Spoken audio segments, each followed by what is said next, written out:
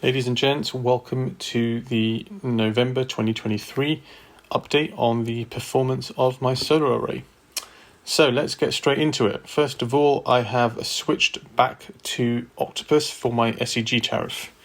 The reason being is that they finally allowed you to be on a smart import tariff and a smart export tariff at the same time.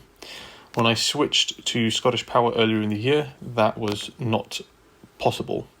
And then a few months later, they allowed you to switch. So I kind of put up with Scottish for a while to see how it went, but in the end, I have managed to switch back. So I'll tell you more about it in a bit. So first of all, the disclaimer, please pause and read. I'm not an expert. There might be some mistakes in what I say. The headline figures then. So over the lifetime of having solar power, we have produced just over 13 megawatt hours. This year, we have produced 6,840 kilowatt hours, or 6.8 kilowatt hours. Same time last year, we had produced 5.9 megawatt hours. So that means we are up 15% or almost 1 megawatt hour. So that, in my opinion, is down to the 4 extra panels that we've got on the summer house.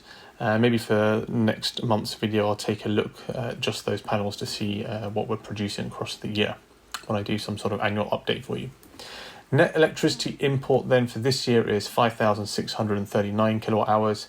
Same time last year, we were on just 2,154. So we're up a whopping 162%. And that is primarily down to charging the car at home and using it a lot more than we were last year. Good news though, gas import is down 10% year on year. This year we've only imported 26,153 kilowatt hours compared to 29,019 this time last year. So I would put that down to a couple of things. One is that we had an extra month without the central heating turned on this year, so that will have made a difference. And second of all, we have had the Tado system installed for about a year now, so I think we've got our head around how it works, and it's starting to make a difference in terms of managing the temperature, and it's changing our behaviour on how we be careful around not wasting energy. We also had some work done in, I think it was October. It was a new bathroom because our existing one had a problem. But as we opened up the floors and the walls, we stuffed the whole place full of insulation everywhere we could get to. So that will be helping to retain some heat that we were otherwise losing. CapEx has stayed the same, so no more investment. I'm not really calling the bathroom thing part of this project because we had a leak in the bathroom, so we had to do that anyway. It's independent of solar. But seeing as the folks were opening up all the walls, I took the opportunity to go and buy a few rolls of insulation from Wix, which cost about £20 each, and they stuffed it in everywhere they were opening up. And then OPEX, so this year we've saved year to date £5,380. Same time last year we had saved 2,521, so we are on pretty much double. And again, a lot of this is because of the car. So let's get into the best and the worst days. Let's get into the figures from NPhase. So overall, we have produced 211 kilowatt hours in the month of November. Of that, we exported 16 kilowatt hours, which meant we needed to import 982 kilowatt hours. And overall, it means we consumed 1.2 megawatt hours. If you look at the graph, we've got a few days here where we produced the tiniest of slivers, so basically next to nothing. And the other days, the blue segments are hovering between about 10 and 15 kilowatt hours. So not very much production. You can see our grey bars on most of the days are up at kind of 50, 60, sometimes 70 kilowatt hours in a day. And the rest of the time we are hovering around 30 to 40. This is because we're charging the car a lot overnight, but also since the beginning of November, I set the Give Energy battery to charge to 95% every night. So that means we've got enough capacity in the battery to keep us going throughout the day until the evening without having to pull peak time power. So it's going to make us always look bad on these graphs because we're always pulling power overnight regardless, and a lot of it. Overall for November then, we were dependent on the grid for 83% of all of our energy. And then looking at the solar panels, the front of our house and the summer house is doing the bulk of the work, and the panels on the rear of our house, which face west-northwest, is not doing very much at all. Best and worst days. The best day was the 6th of November. We produced 15 kilowatt hours. We were charging the car overnight, we were charging the battery overnight, and then we had a bit of export because the battery was full. So as I said, we charged the battery to 95%. That leaves a small buffer for a bit of sunshine that we're capturing during the day that can go into the battery. But on the days where we have a bit more sunshine than expected, it means the battery's full, and then if the hot water's done, like it appears to have done so on this day, then we are exporting back to the grid. Now, the only way to kind of avoid this export in my setup is every day I need to kind of check tomorrow's weather and then adjust the battery charge level to my best guesstimate of how much solar power we think we're going to produce the next day. But if you don't have time to keep remembering to do that every day like me, then you can just set it to a generic level like I've done, 95%. And there's two reasons it's 95%. One is if I go to 100, then I am degrading the quality of the battery sooner by charging it to 100%. So I've gone to 95%, but it also leaves a little bit of capacity in case we can capture some sunshine and store it during the day. So on the most of the days, it's a good balance. There's a few days like this particular day where we had so much sunshine, it kind of beat my guesstimate, and then we end up sending back to the grid. But I would prefer to send a bit of power back to the grid and earn a small amount rather than running short of power and then having to buy peak time power from them in the evening. The worst day was the 27th of November. We only produced 1.5 kilowatt hours. And again, we were charging the car overnight, charging the battery. There was basically no sunshine that day, but the battery power kept us going. Household electricity consumption. So you're looking at the bar on the far right-hand side. So overall, our house required 445 kilowatt hours from the grid. It was topped up by using 154 kilowatt hours of free sunshine to also service our house. We then put 557 kilowatt hours from the grid into the car. There is a tiny sliver of peak time electricity going into the car, maybe like a few kilowatts we'll see on the slides later on. Looking at the eddy, there's a few kilowatts again going into the eddy peak time, so we might need to boost our water or something, and then we have a tiny amount of off-peak going into the eddy as well.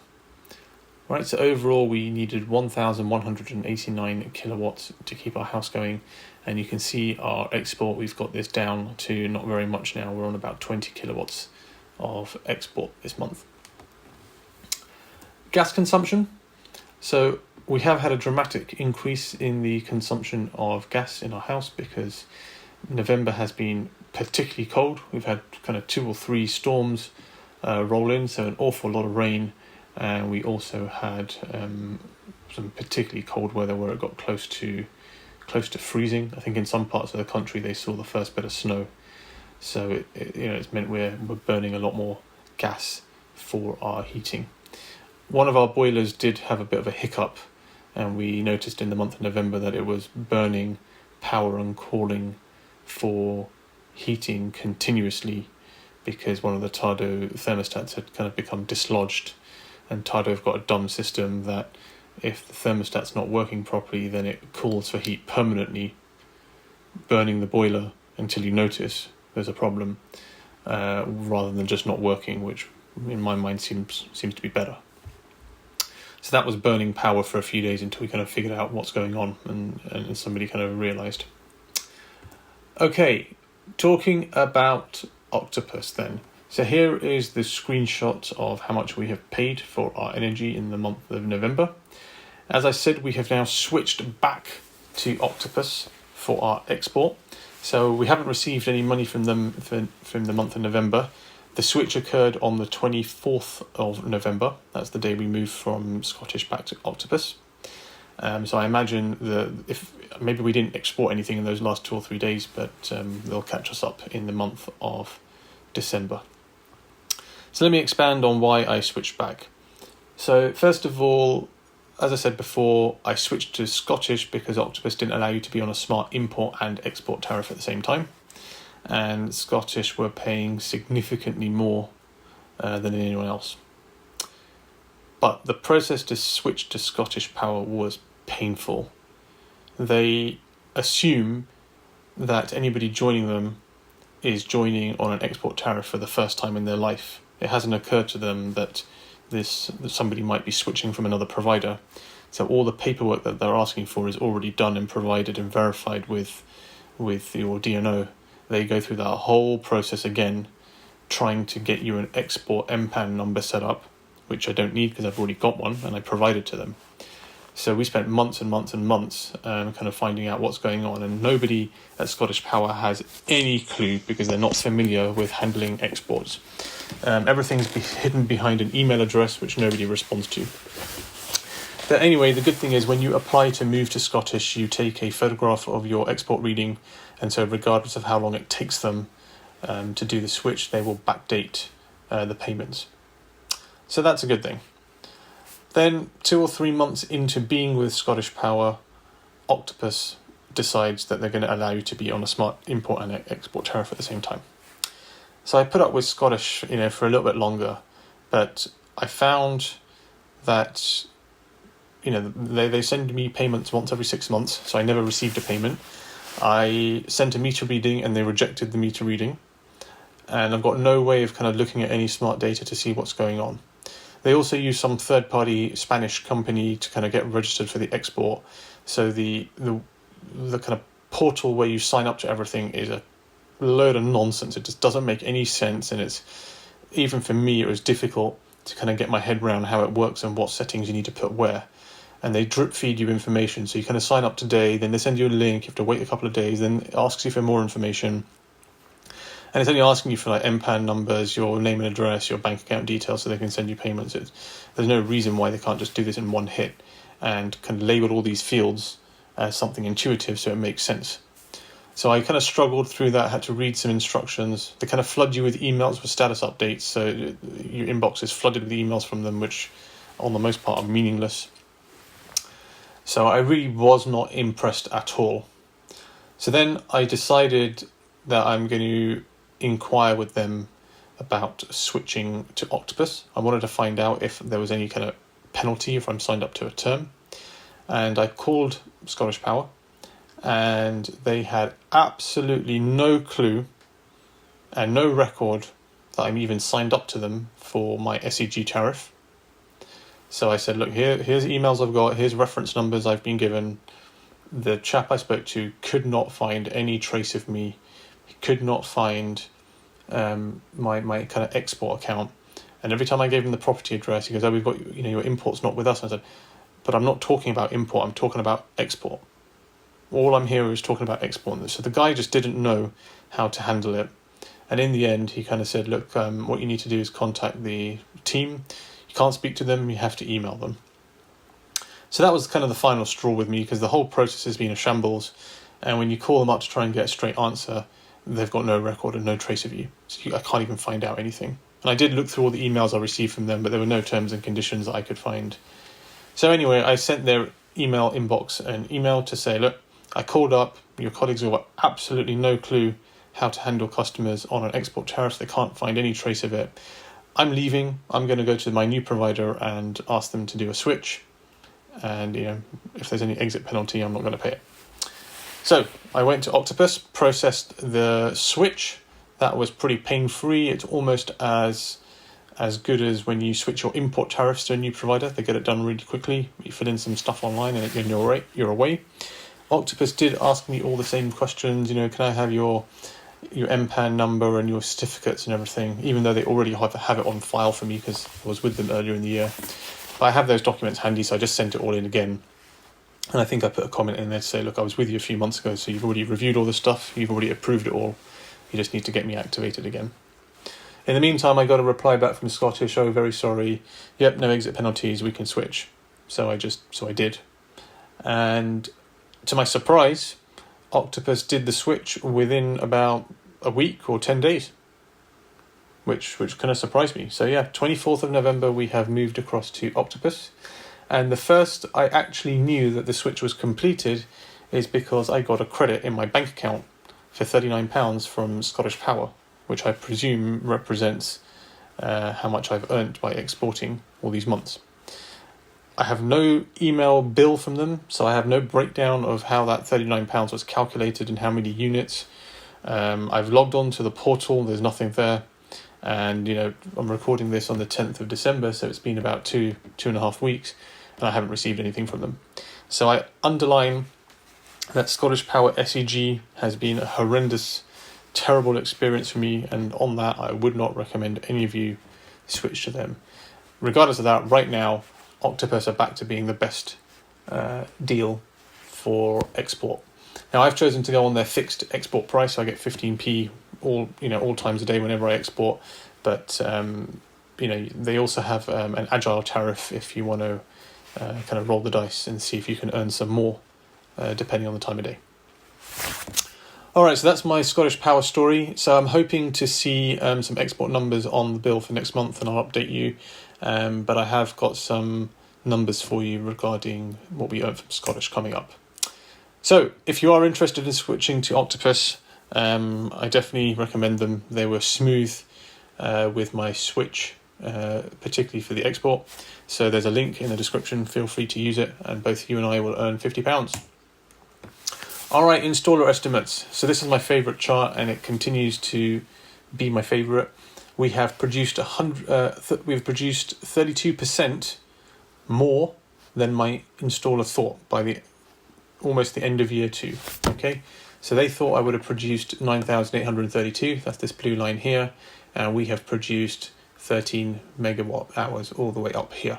So everything above this blue line is beating their expectation. So they're 32% off the mark. Of course, we've got a few extra panels on here, so it's a bit exaggerated. I don't have a good way of including an estimate or recalculating their estimate for my new panels, so I've just kind of pretended that it doesn't exist. In terms of what we've consumed 244% of what the installer thought we would do by the end of year 2. So they thought we would consume 4,916. We've actually consumed 11,988, so that's 244%. And I keep on saying it, the reason this is important is because if you produce more than they think, that means your panels are kind of working better than their calculations. And if you're consuming more than they think, then you're going to reach break even quicker than they forecast. And so for those of you who are getting quotes from them and you've received, a wedge of paperwork and somewhere in there it says break even will be around 18 years time, and you're like, forget that, I don't know if I'm going to, be in this house in 18 years time, so I don't want to make this investment. This is the chart which proves that they are wrong by a significant amount. Okay, they're wrong by 30% in terms of how much my system will produce. In my case, the installers just gave me some generic data, and they did not spend any time to tune it based on the orientation of my panels and the pitch. And in terms of consumption, they've just taken some arbitrary figure and assumed you'll only use half without spending any time to understand our needs and what time of day we consume power and all that kind of jazz. And I'm pretty convinced it's old kind of templates which don't have any provision for people who have batteries, which is a game changer in this field. So my message here is, if you're interested, when you get your estimates from them, I would spend a long time studying them, because the ones I received are wrong, and I'm proving it through this data. All right, so speaking of the data, let's talk through the numbers for the month of November. So, as I said earlier, we have produced 211 kilowatt hours. We exported 25. Therefore, the house, overall, we've consumed 186 kilowatt hours of solar power.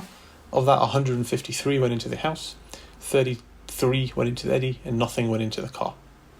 We imported just over 1,000 kilowatts from the grid, and we imported just under 4,000 kilowatt hours of gas from the grid. No more capex. The rate of gas and electricity has stayed the same. Now, to make the data and the calculations on this chart easy, I have assumed the whole month of November that we're going to get a 12p export rate. I haven't adjusted it for the 1 week that we were on Octopus at the end, but I'm going to get 15p. And that makes life easy because also in the month of June, we also managed to switch from Octopus to Scottish about a week before the end of the month, and so I haven't adjusted for that. So the discrepancy kind of comes out in the wash. It's only small numbers, particularly as in November we're barely exporting anything. So the house has saved £47 by having solar power and not having to pay for electricity. We have saved £94 by charging the battery overnight at the off-peak rate versus paying the peak time rate this month. We have saved £2 by putting solar power into the eddy, and the corrected figures now for the export savings are in this red box. Now, as I said, I received £39, and when I kind of applied that figure at 12p across the kilowatt hours that I know we've exported, the numbers didn't add up. If I remember correctly, we were about £3 off the mark, so I have just distributed that in here somewhere. Okay, but it gives you an order of magnitude that this is how much I was earning for the export on Scottish. So in June and July, earning £7 and £15 is pretty good compared to the peanuts that we were earning with 4p for a unit on Octopus last year. So we did not put any solar power into the car, so we haven't saved anything there. We didn't import any peak time electricity into the car, so no cost there. We have spent £41 charging the car off peak, and we've been doing a lot of driving, and the cold weather is not helping with the electric car, so we've had to use a lot more public charging than I would like, and it's cost us almost £45 to top up the car at the public charging points just to kind of get us back home. So I don't know if the car's really getting affected by the cold weather or it's the rain burning more power, but something is meaning that our kind of usual trip that we do is burning more power than it used to. We used to be able to do the round trip just about on a full charge, and now we're not able to, and we're having to stop for a splash and dash. Either way, we have saved £401 by not purchasing diesel, and when you offset that with the cost of charging the electric car, net the car has saved us £314 this month. So overall, that means we've saved £461 by having all of this equipment, taking our cumulative savings to £8,193. If I subtract that from our capital investment, that leaves a balance of £15,297 until break even, which is the equivalent of having paid off 35% of our system. So even in November, with very poor sunshine, we have managed to lop off about a month from the break-even point. So we're now forecasting to reach that at 5 years, 10 months and 23 days. Remember, this is on a linear basis. I am not making any adjustments for seasonality. But this is still good. If it underlines the point I made on the previous slide, my installer estimated that break-even would be about 18 to 19 years for me. I'm showing you that break-even is looking like it's going to be about 6 years. So that hopefully is valid, useful information that some of you can take into account if you are considering getting any of this equipment, that the payback period is significantly shorter than whatever these installers think. Okay, and finally the curve. So the blue line up here is the capital investment. As you can see, it's stayed the same all year. And this green line here is our OPEX savings, the total of all the other little lines. So you can see that we are just over a third of the way there. We're making great progress. So this is really, really good news. All right, so if you found this useful, please don't forget to like and subscribe. Leave some comments on what you think, and leave some comments on kind of anything you'd like me to home in on in future videos, and I can elaborate more if you've got kind of questions, or you want me to talk more about NPhase or Give Energy or any of the brands in my ecosystem. All right, until the next time,